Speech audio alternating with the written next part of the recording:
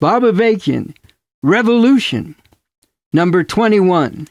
There is no such thing as human nature.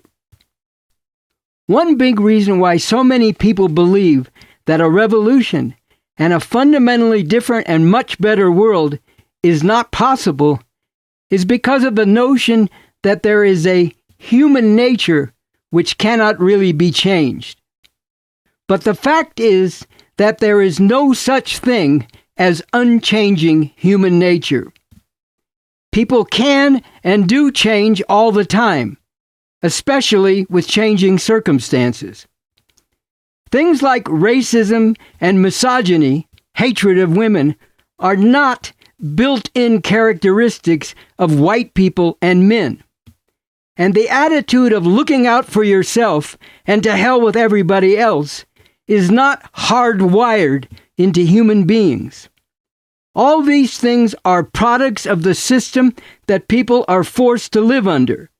The oppressive economic, political, and social relations of the system, and the ideas and culture that reflect and reinforce those relations. Let's get deeper into this. Over a number of centuries, beginning more than 500 years ago, various European powers carried out conquest and colonization of peoples in Africa, Asia, and the Americas. And a big part of this was the enslavement and trafficking of millions of human beings. As I pointed out in an article explaining what exploitation is and how to put an end to it, it is a fact that some of the earlier societies in the Americas, such as the Inca Empire in South America and the Aztecs in Mexico, were themselves based on exploitation of masses of people by the ruling classes in those societies. And it is true that there was slavery within Africa itself for some time before the invasion of that continent by European exploiters.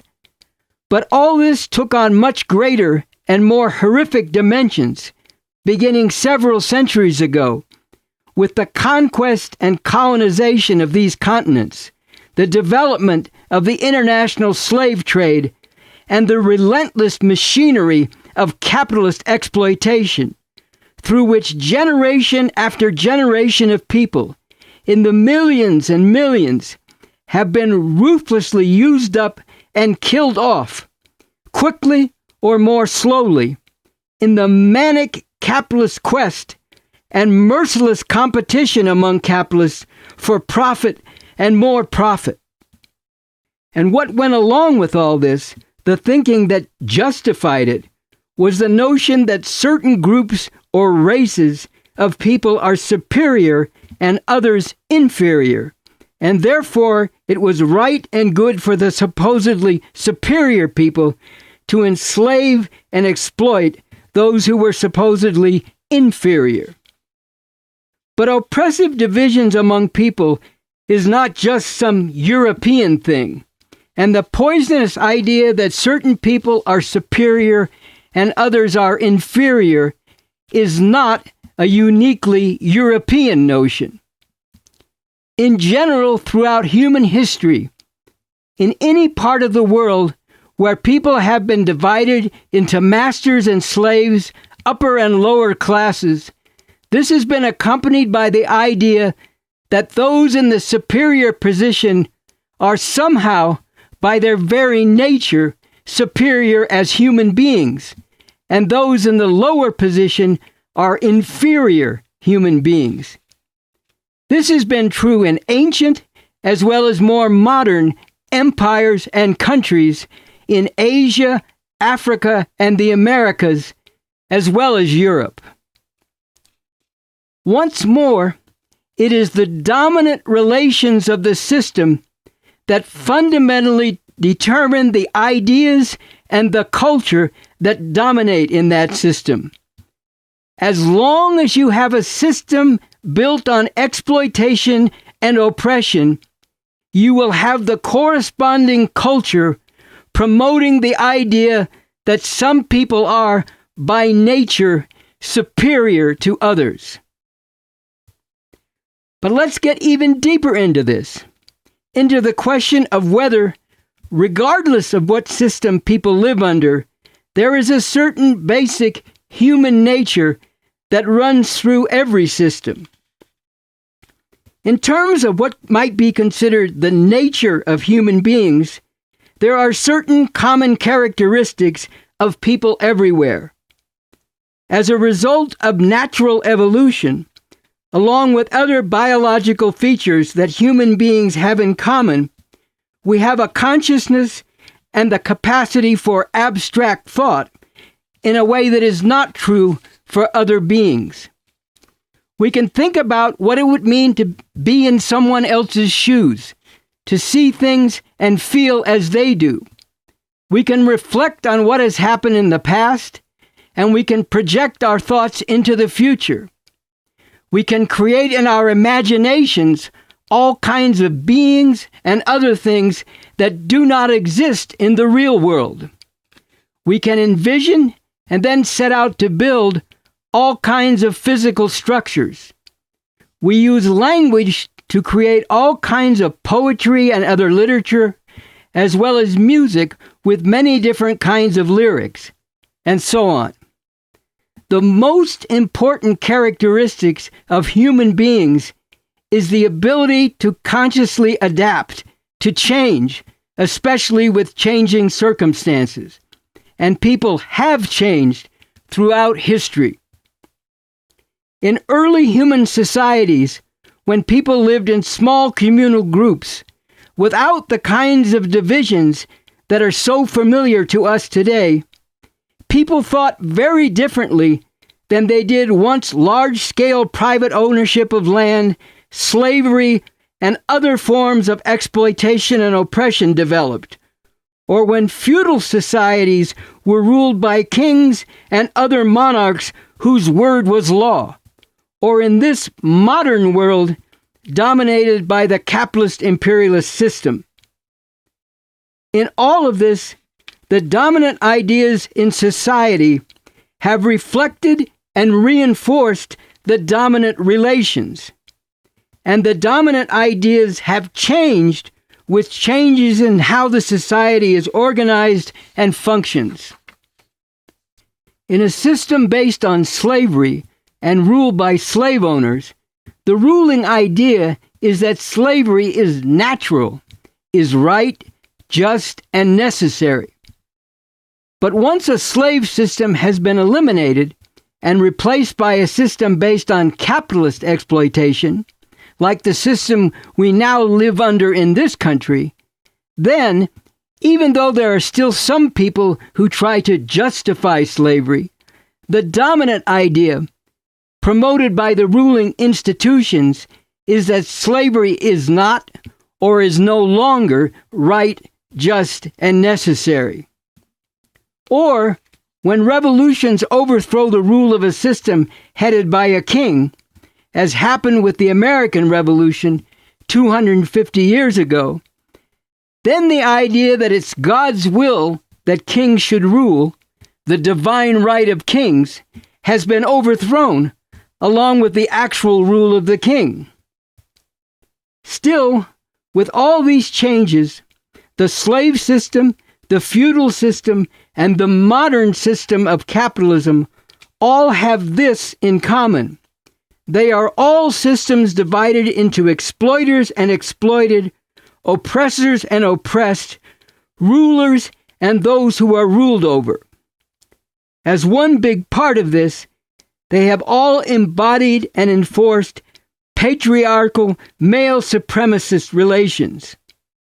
And the ruling ideas in all these systems have this in common: the notion that it is right, just, and necessary for society to be organized and function the way it does, with all these unequal and oppressive relations.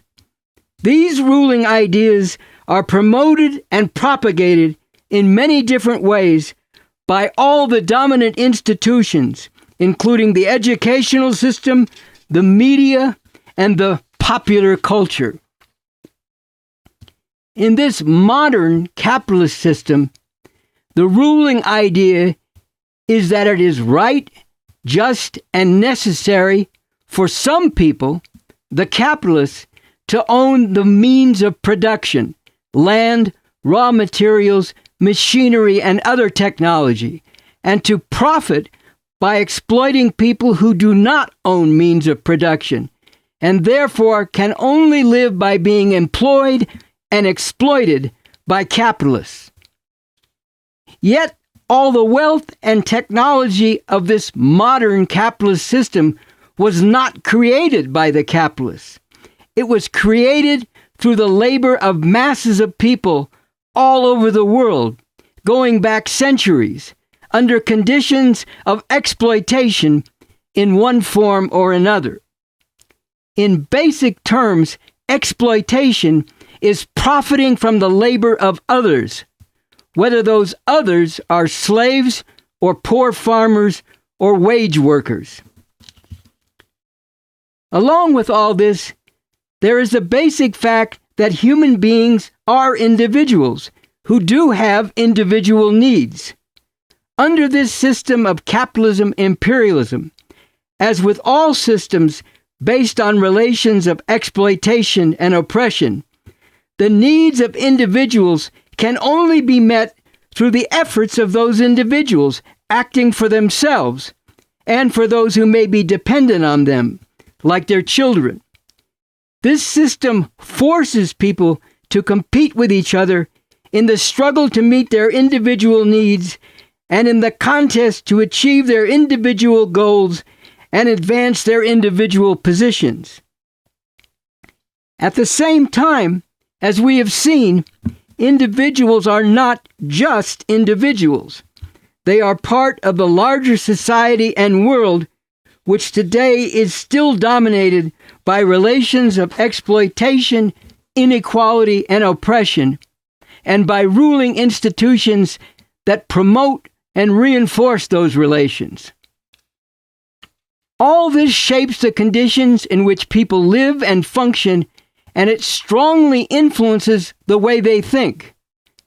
And all this is a big part of why it is commonly thought that there is some kind of unchanging and unchangeable human nature which makes people selfish and which makes oppressive relations among human beings unavoidable and inevitable.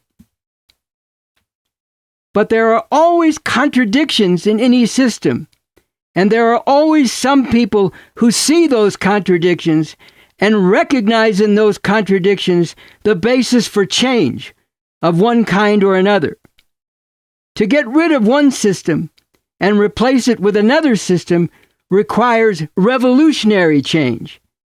And in those times when the contradictions of a particular system become really sharp and deep, it becomes possible for masses of people to come to see the need and the basis for such revolutionary change, and to act to bring it about. This is one of those times. And the revolutionary change that is possible now is not just a change from one system of exploitation and oppression to another such system, like what happened with the American Revolution 250 years ago.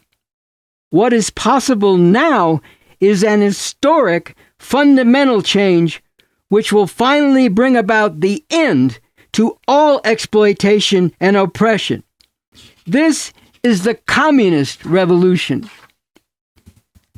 I'll be back soon speaking further about this communist revolution and how it represents a radical, emancipating change in how society is organized and how people relate to each other, and how it makes possible a fundamental change in what people now think of as unchanging human nature.